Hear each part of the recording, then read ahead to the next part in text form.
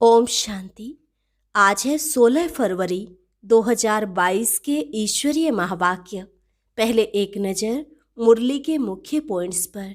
बाबा ने कहा, मैं खुद आकर तुम बच्चों को राजयोग सिखलाता हूँ।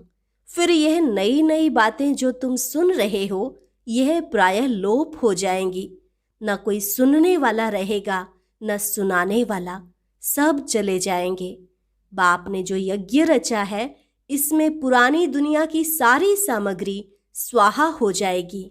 फिर बाबा ने कहा, इस सारी सृष्टि पर हैं तो सब मेरे ही बच्चे, लेकिन तुम मोस्ट बिलवेड बनते हो। भले इस समय तुम हाफ कास्ट ब्राह्मण हो, संपूर्ण पवित्र कर्मातीत तो पिछाड़ी में ही बनेंगे। तब तुम्हारा पूरा बुद्धि योग जम जाएगा और विकर्म भी भस्म हो जाएंगे। और जब तुम पूरा पावन बन जाएंगे तो यहाँ नहीं रह सकेंगे, फिर तो सतयुग में जाएंगे। वहाँ यह 5 तत्व भी सतो प्रधान बन जाते हैं। फिर शरीर भी तुम्हें पावन मिलेगा। इस नर्क को स्वर्ग बनाने परम धाम में रहने वाले बाबा पराये देश में आए हुए हैं। तुमको यही कहते हैं कि बच्चे, अभी धीरज धरो, तुम्हारे दुख के दिन पूरे होकर सुख के दिन आ रहे हैं। यह है ही अशांति की दुनिया। यहाँ कोई को सदा के लिए शांति नहीं मिल सकती। हाँ, अगर थोड़े समय के लिए शांति चाहिए तो अशरीरी होकर बैठ जाओ। और लास्ट में बाबा ने कहा, लाडले बच्चे, पावन बनने का मेरे पास और कोई इलाज नहीं है। अब तुम मुझ सर्वशक्तिमान बाप को याद करो तो इस याद से तुम्हारे अंदर 5 विकारों को जीतने की शक्ति आ जाएगी। और अब सुनते हैं महावाक्यों को विस्तार से। मुरली का सार। मीठे बच्चे, संगम युग पर बाप आए हैं तुम बच्चों की दिल व जान से सेवा करने। अभी यह ड्रामा पूरा होता है, तुम सबको वापस घर चलना है। प्रश्न, अभी तुम बच्चों की कर्मातीत अवस्था हो नहीं सकती, अंत में ही होगी। क्यों?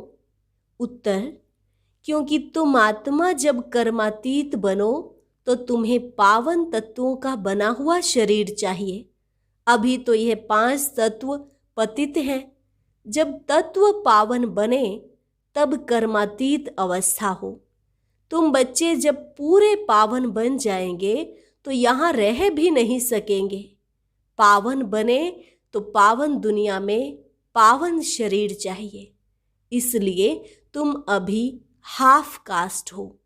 अंत में तुम्हारा बुद्धि योग जम जाएगा, तुम पावन बन जाएंगे, तुम्हारे सब विकर्म विनाश हो जाएंगे और तुम्हारी कर्मातीत अवस्था हो जाएगी। गीत, दूर देश का रहने वाला आया देश पर आए। ओम शांति। दूर के रहने वाले मुसाफिर, जिस मुसाफिर को सभी मनुष्य मात्र अथवा जीव आत्माएं याद करती हैं, जरूर वास्तव में सभी जीव आत्माएं मुसाफिर हैं। जैसे बाप को परमधाम से आना पड़ता है, वैसे तुम बच्चे भी परमधाम से आते हो यह पार्ट बजाने। मुझे तो सारे कल्प में एक बार आना होता है, इस कारण मुझे कहते हैं रीइंकार्नेशन। तुम एक बार यहाँ आते हो, फिर यहाँ ही पुनर्जन्म लेते रहते हो। मैं एक ही बार बच्चों के पास बच्चों की दिल व जान, सिक व प्रेम से सेवा करने आता हूँ। बाप को तो सब बच्चे प्यारे हैं ना। ऐसा कोई बाप नहीं जिसको बच्चे प्यारे नहीं होंगे। बच्चों को ही बाप से वर्षा मिलता है। वह है हद का बाप, यह है बेहद का बाप। यह कोई नहीं जानता कि बाप कब आएगा। बाप कहते हैं, मीठे बच्चे, अब ड्रामा पूरा होता है, वापस चलना है। रास्ता कोई भी जानते ही नहीं, सिर्फ कह देते हैं बैकुंठवासी हुआ, पार निर्वाण गया। अभी तुम जानते हो बीच में कोई भी वापस जा नहीं सकता। जब सबका पार्ट पूरा हो तब बाप को आना पड़ता है। तुम जानते हो हम सब आत्माएं जब शरीर में हैं तो शरीर के नाते भाई बहन हैं। हर एक को अपना अपना पार्ट पूरा करना है, फिर सबको अपने अपने समय पर पार्ट रिपीट करना पड़ेगा। बाप को सभी याद करते हैं कि हे पतित पावन आओ, हे सीता के राम आओ। एक राम एक सीता के लिए थोड़े ही आएगा, सभी सीताओं का एक राम है। सब बच्चे याद करते हैं, भक्ति करते हैं। यह ड्रामा 5000 वर्ष का है। बाप कहते हैं तुम अपने जन्मों को नहीं जानते हो, मैं जानता हूँ। लाखों वर्ष की बात तो कोई बता न सके। मुख्य पहली बात है कि गीता का भगवान कौन है।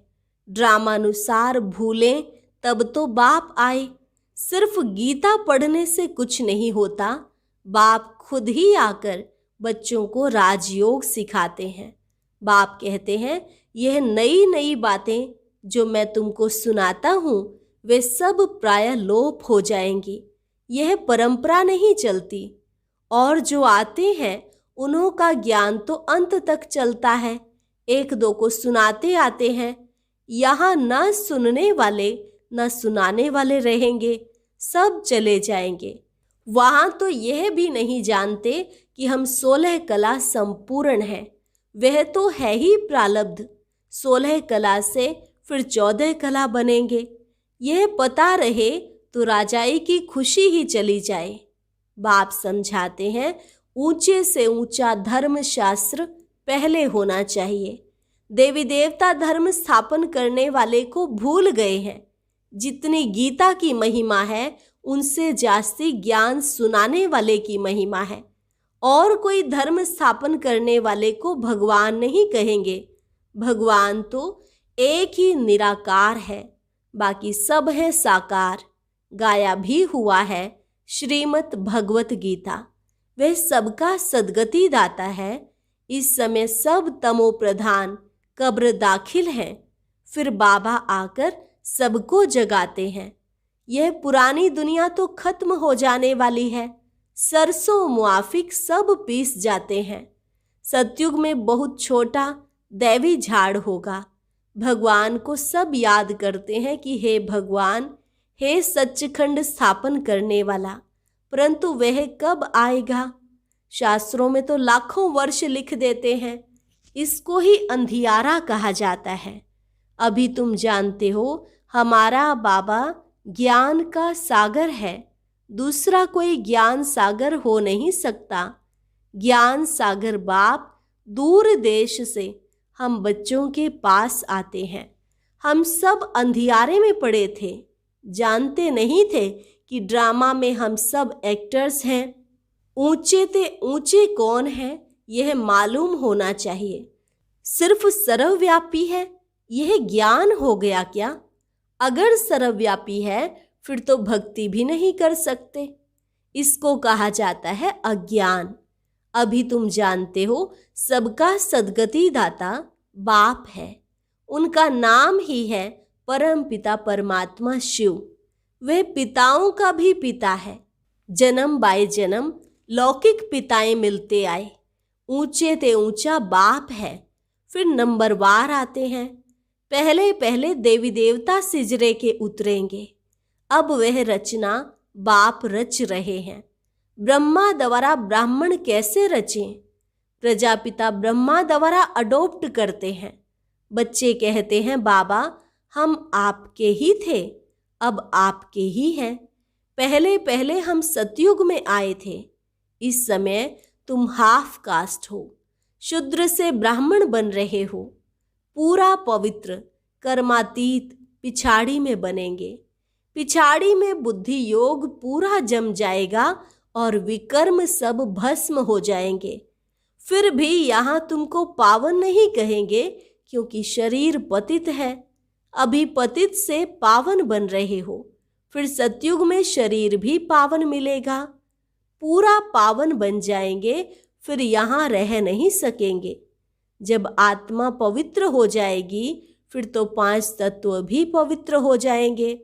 अभी तुम बच्चे संगम पर हो। सच्चा सच्चा कुंभ का मेला यह है। पानी के गंगा पर जाना यह है भक्ति मार्ग। सन्यासी लोग स्नान करने जाते हैं, फिर भी कह देते आत्मा निर्लेप है। बाप कहते हैं भक्ति मार्ग में तुमने बहुत कुछ सुना, अब जज करो राइट क्या है। यह है अमर कथा, जिससे तुम अमरपुरी के मालिक बन जाते हो। तुमको कभी काल खा नहीं सकता।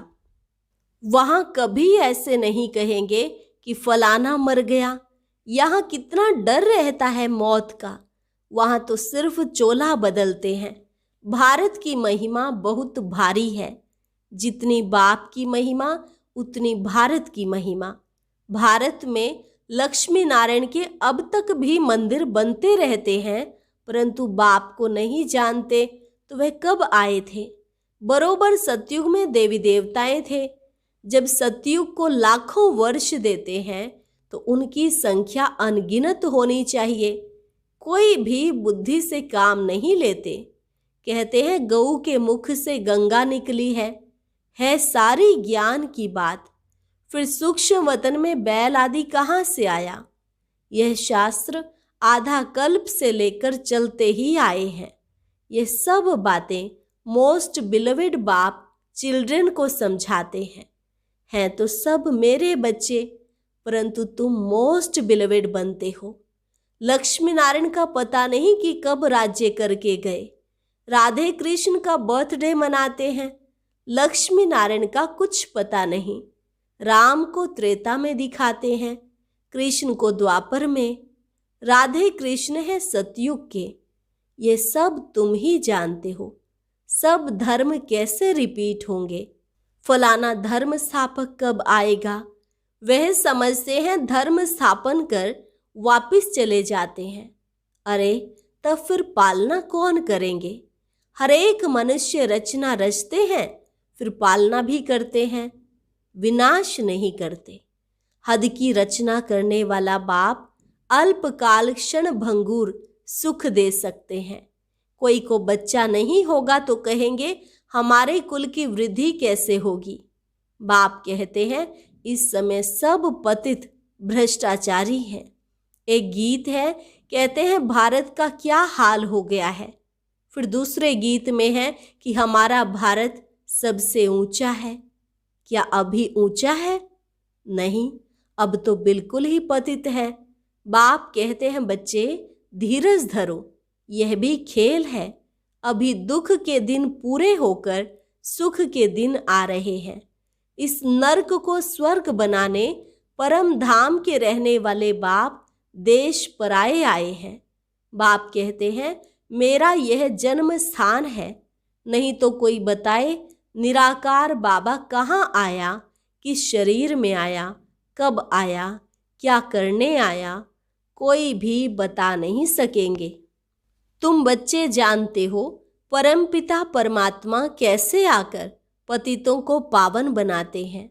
बाप कहते हैं बच्चे और कोई मेरे पास इलाज नहीं है।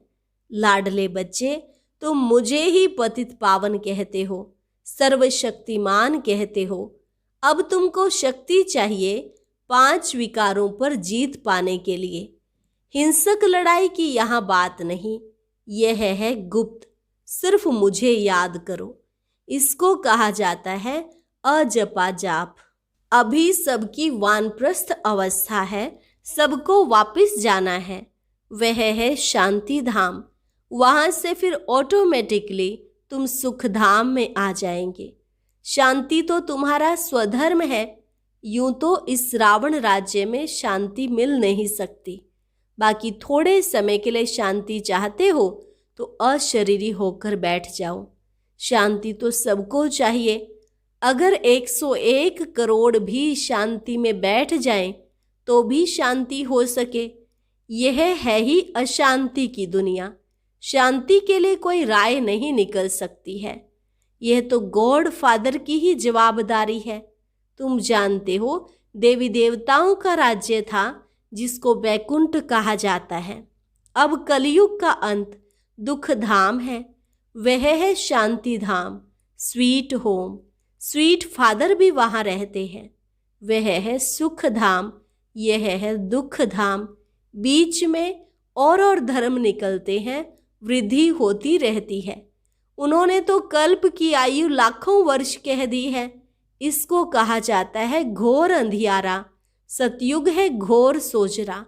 मूल वतन में है अपार शांति। यहाँ हम पार्ट बजाने आए हैं। बाप कहते हैं, हे आत्माएं सुनती हो अपने कान रूपी ऑर्गन से। तुमको याद है यह ड्रामा का चक्र कैसे फिरता है? तुम इस समय त्रिकालदर्शी हो। तुम ब्राह्मणों के सिवाय कोई त्रिकालदर्शी नहीं है। ऋषि मुनि कहते थे हम ईश्वर को नहीं जानते हैं, नास्तिक हैं। अब तुम आस्तिक बने हो। बाप और सृष्टि चक्र के आदि मध्य अंत को जानते हो। तुमको तीनों लोकों की नॉलेज मिली है। सिवाय तुम्हारे कोई को भी यह नॉलेज नहीं है। लक्ष्मी नारायण को न त्रिलोकीनाथ न त्रिकालदर्शी कहेंगे। त्रिलोकीनाथ मनुष्य नहीं हो सकते हैं। तुम तीनों लोकों और तीनों कालों को जानने वाले हो। लक्ष्मी नारायण को भी त्रिलोकी का ज्ञान नहीं है। विष्णु को स्वदर्शन चक्र दिखाते हैं। अब विष्णु के दो रूप हैं, लक्ष्मी नारायण। राधे कृष्ण ही लक्ष्मी नारायण बनते हैं। इस समय कितने अच्छे यादगार मंदिर बनाए हैं, परंतु इनकी बायोग्राफी को तो जानना चाहिए। ऊंचे से ऊंचा भगवान एक है, उनका नाम है शिव। रुद्र भी कहते हैं। यह है रुद्र ज्ञान यज्ञ। कृष्ण ज्ञान यज्ञ होता ही नहीं। कृष्ण तो सतयुग का प्रिंस है, वह क्या यज्ञ रचेंगे? रुद्र यज्ञ से विनाश ज्वाला प्रज्वलित होती है। सतयुग में यज्ञ रचने की दरकार नहीं है। इस ज्ञान यज्ञ के सिवाय बाकी सब है मैटेरियल यज्ञ। बाप ने समझाया है इनको यज्ञ क्यों कहते हैं। यह जो पुरानी दुनिया की सामग्री है वे सब इसमें स्वाहा होने वाली है। इसलिए कहा जाता है परम पिता परमात्मा ने यज्ञ रचा है जिससे मनुष्य देवता बनते हैं। देवताओं के पैर पुरानी दुनिया में नहीं आते हैं। तुमको तो बाप ने सब कुछ साक्षात्कार करा दिया है। अच्छा, मीठे मीठे सिकिलधे बच्चों प्रति मात पिता बाप दादा का याद प्यार और गुड मॉर्निंग। रूहानी बाप की रूहानी बच्चों को नमस्ते। रूहानी बच्चों की रूहानी बाप दादा को नमस्ते नमस्ते, गुड मॉर्निंग। धारणा के लिए मुख्य सार। पहली पॉइंट, अपने शांत स्वधर्म में सदा रहना है। यह वानप्रस्थ अवस्था है, वापस घर जाना है। इसलिए बाप की याद अजपा जाप चलती रहे। दूसरी पॉइंट, कर्मातीत बनने के लिए संपूर्ण पावन बनना है। जो भी विकर्मों का बोझ है उसे याद की यात्रा में रहकर उतार देना है। याद की शक्ति से विकारों पर जीत पानी है। वरदान, शुद्ध संकल्पों के घेराव द्वारा सदा छत्र छाया की अनुभूति कराने वाले दृढ़ संकल्पधारी भव। शुद्ध संकल्पों के घेराव द्वारा सदा छत्र छाया की अनुभूति कराने वाले दृढ़ संकल्पधारी भव। आपका एक शुद्ध व श्रेष्ठ शक्तिशाली संकल्प बहुत कमाल कर सकता है। शुद्ध संकल्पों का बंधन व घेराव कमजोर आत्माओं के लिए छत्र छाया बन सेफ्टी का साधन व किला बन जाता है। सिर्फ इसके अभ्यास में पहले युद्ध चलती है। व्यर्थ संकल्प शुद्ध संकल्पों को कट करते हैं, लेकिन यदि दृढ़ संकल्प करो तो आपका साथी स्वयं बाप है। विजय का तिलक सदा है ही। सिर्फ इसको इमर्ज करो तो व्यर्थ स्वतः मर्ज हो जाएगा।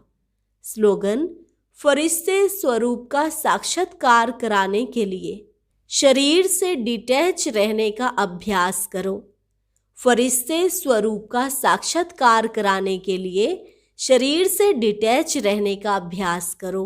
अच्छा, और अब सुनते हैं आज का अव्यक्त ज्ञान मोती। ये एक बहुत संस्कारितापूर्ण वीडियो है, जरूर देखें, कोई भी मिस ना करे।